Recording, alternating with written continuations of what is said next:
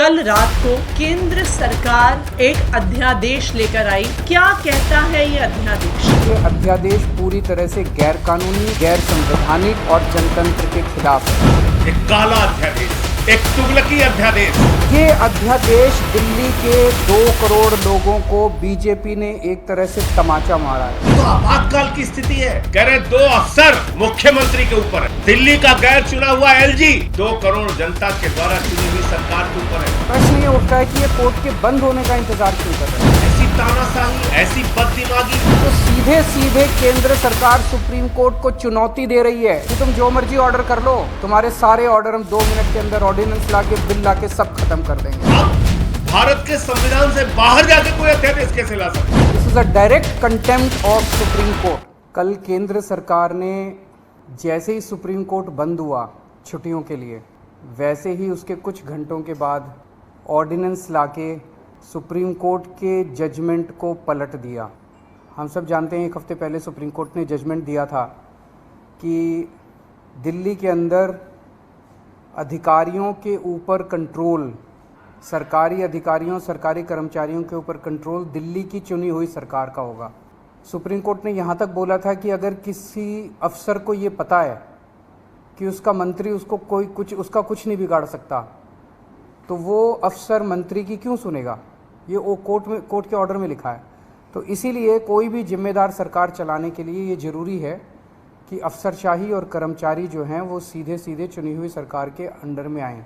इसको कल इन्होंने 4 बजे कोर्ट बंद हुआ, 5 बजे और 10 बजे इन्होंने ऑर्डिनेंस पास करके उस कोर्ट के आदेश को पलट दिया। जिस दिन आदेश आया था उसके अगले दिन इन लोगों ने सोच लिया था कि ऑर्डिनेंस लाके इस आदेश को पलटना है, क्योंकि अगर हम सीक्वेंस ऑफ इवेंट्स देखें, जजमेंट आने के और उसको पलटने के बीच में 8 दिन है। पहले 3 दिन सेक्रेटरी सर्विसेज गायब हो गया, उसका फ़ोन ऑफ हो गया। 3 दिन के बाद सेक्रेटरी सर्विसेज निकलते हैं, कहते हैं मैं कोर्ट का ऑर्डर मानने को तैयार हूँ। तो चीफ सेक्रेटरी फिर बीच बीच में गायब हो जाते हैं और सिविल सर्विसेज बोर्ड की मीटिंग होने में 3 दिन लग जाते हैं। फिर फाइनली जब सिविल सर्विसेज बोर्ड की मीटिंग होती है और एलजी के पास प्रस्ताव भेजा जाता है तो 2 दिन एलजी साहब बैठ जाते हैं उसके ऊपर। 8 दिन इन लोगों ने इस तरह से बिता दिए। ये सारे के सारे कोर्ट के बंद होने का इंतज़ार कर रहे थे कि कब कोर्ट बंद होगा, कब कोर्ट की छुट्टियां होगी और कब हम अध्यादेश लाएंगे। तो प्रश्न ये उठता है कि ये कोर्ट के बंद होने का इंतज़ार क्यों कर रहे थे कि जब कोर्ट बंद होगा तब हम अध्यादेश लाएंगे? पहले ले आते, जब कोर्ट की छुट्टियां नहीं चल रही थी, जब कोर्ट खुला था, जिस दिन अध्यादेश आया 3 दिन बाद, 4 दिन बाद, 5 दिन बाद ले आते। क्योंकि ये अंदर दिल के अंदर जानते हैं कि ये अध्यादेश पूरी तरह से गैर कानूनी, गैर संवैधानिक और जनतंत्र के खिलाफ है। इन्हें पूरी तरह से पता था कि अगर सुप्रीम कोर्ट के खुले होते हुए अगर ये अध्यादेश ले आते और हम अगर अगले दिन इसको सुप्रीम कोर्ट में चुनौती देते तो सुप्रीम कोर्ट में ये 5 मिनट भी ये अध्यादेश टिकने वाला नहीं था। तो ये चाहते थे कि सुप्रीम कोर्ट बंद हो और उसके बाद ये अध्यादेश लेके आएँ। अंदर खाने ये भी जानते हैं कि ये अध्यादेश 5 मिनट भी टिकने वाला नहीं है। तो क्या इस अध्यादेश की लाइफ केवल 1.25 महीने की है जब तक सुप्रीम कोर्ट बंद है? 1 जुलाई को सुप्रीम कोर्ट खुलेगा, हम इसको चैलेंज करेंगे सुप्रीम कोर्ट के अंदर और फिर सुप्रीम कोर्ट, हम जानते हैं कि ये भी जानते हैं, अंदर खाने ये भी जानते हैं कि इस अध्यादेश का क्या होगा। तो क्या ये अध्यादेश केवल इस 1.25 महीने की छुट्टियों के लिए लाया गया है?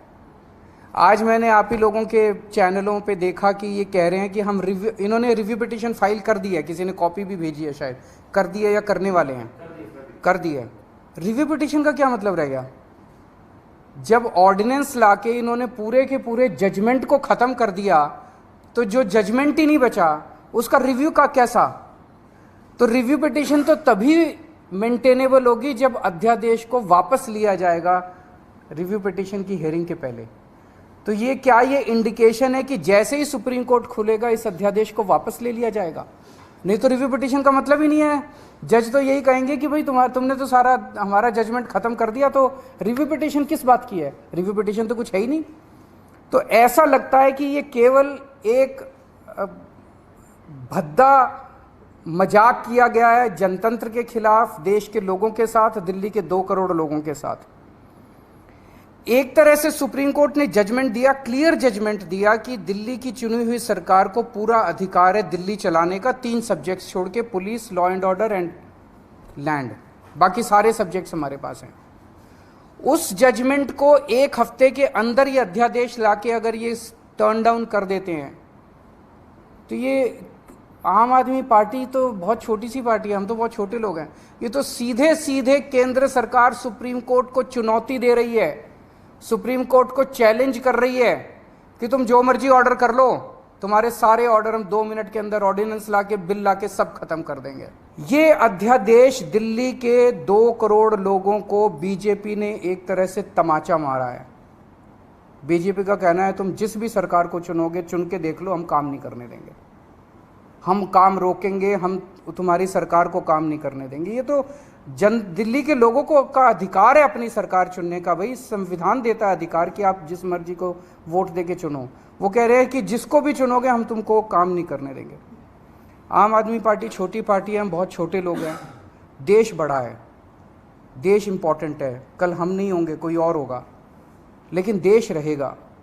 इस तरह से सरेआम जनतंत्र को कुचलना, सुप्रीम कोर्ट को वो दिखाना, ये सही नहीं है। हम इसके खिलाफ सुप्रीम कोर्ट में या वो डालेंगे, इस ऑर्डिनेंस के खिलाफ सुप्रीम कोर्ट जाएंगे।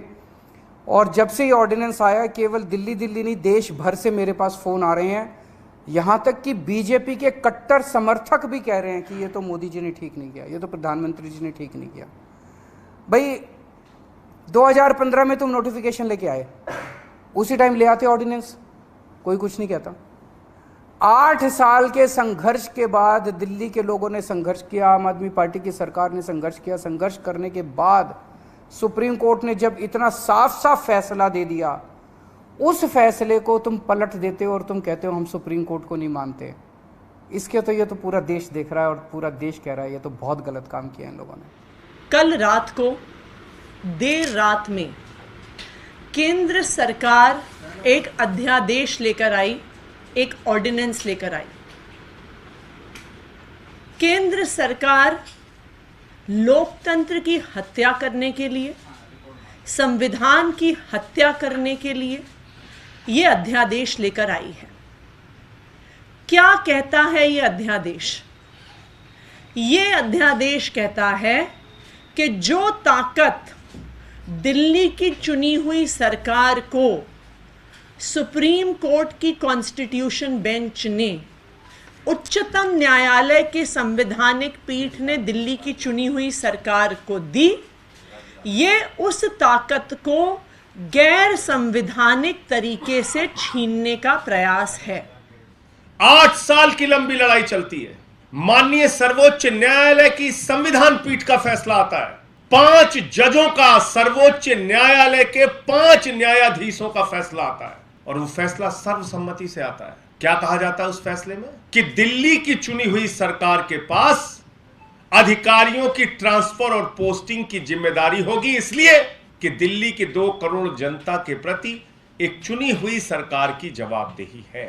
यह फैसला आता है सुप्रीम कोर्ट का और उसके बाद 2 दिन भी नहीं बीतता, भारतीय जनता पार्टी की सरकार, नरेंद्र मोदी जी की सरकार माननीय सर्वोच्च न्यायालय के फैसले को, संविधान पीठ के फैसले को एक अध्यादेश से बदल देती है, एक ऑर्डिनेंस से बदल देती है। कहती नहीं मानते सुप्रीम कोर्ट, नहीं मानते संविधान पीठ, नहीं मानते इस देश का संविधान, नहीं मानते इस देश का कानून, और ऑर्डिनेंस लेके आते हैं। एक काला अध्यादेश, एक तुगलकी अध्यादेश, एक ऐसा अध्यादेश जो माननीय सर्वोच्च न्यायालय के फैसले के खिलाफ है, जो भारत के संविधान के खिलाफ है।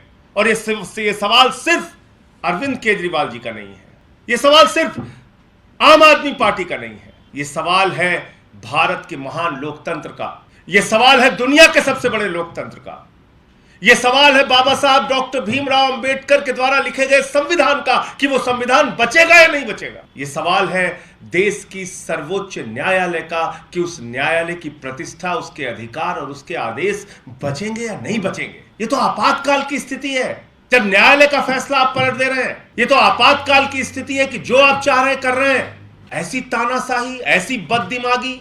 आप कल्पना कीजिए, जब इस सर्वोच्च न्यायालय का फैसला आया, दिल्ली के मुख्यमंत्री ने कहा प्रधानमंत्री को एक पिता की भूमिका में होनी चाहिए, प्रधानमंत्री को एक अभिभावक की, एक पिता की भूमिका में होना चाहिए और सभी राज्य सरकारों को समान दृष्टि से देखते हुए उनके अधिकार देने चाहिए। लेकिन यहां मैं ये कहना चाहूंगा कि अगर एक पिता अपने बच्चे की बर्बादी पर तुला हो, एक पिता अपने बच्चे के लोकतंत्र का गला घोटने पर तुला हो, एक पिता अगर संविधान का गला घोटने पर तुला हो और एक पिता एक चुनी हुई सरकार को मारने पर जुट जाए, तो देश की स्थिति क्या होगी, यह समझा जा सकता है। तो इसलिए यह जो फैसला आया है, यह सीधे तौर पे बताता है कि भारत के प्रधानमंत्री को न इस देश के लोकतंत्र में यकीन है, न इस देश के संघीय ढांचे में यकीन है। भारत के प्रधानमंत्री को न इस देश के चुनी हुई सरकारों में और जनता की सुविधाएं देने में यकीन है, और ना ही भारत के सर्वोच्च न्यायालय और संविधान में यकीन है। उनको सिर्फ तानाशाही करनी है, उनको सिर्फ डंडे से सरकार चलानी है। और आज ये जो फैसला है ऑर्डिनेंस का, मैं समझता हूं सर्वोच्च न्यायालय में तो जाएगा ही, और वहां पर माननीय सर्वोच्च न्यायालय इस तानाशाही पूर्ण फैसले का संज्ञान लेगा। लेकिन कितनी मजेदार बात है, कह रहे 2 अफसर मुख्यमंत्री के ऊपर है, दिल्ली का गैर चुना हुआ एलजी 2 करोड़ जनता के द्वारा चुनी हुई सरकार के ऊपर है। तो फिर यहां चुनाव कराने का, विधानसभा के गठन का, सर्वोच्च न्यायालय ने जिन बातों का स्पष्ट रूप से लिखा, उन बातों का क्या मतलब रह गया? कोई भी परिवर्तन, कोई भी अध्यादेश संविधान के दायरे में होगा, संविधान से बाहर जाकर नहीं हो सकता। और इस देश का संविधान संघीय ढांचे की बात करता है, इस देश का संविधान चुनी हुई सरकारों को अधिकार देने की बात करता है। तो आप भारत के संविधान से बाहर जाकर कोई अध्यादेश कैसे ला सकते हैं? भारत के संविधान से बाहर जाकर कैसे कोई कानून लेके आ सकते हैं?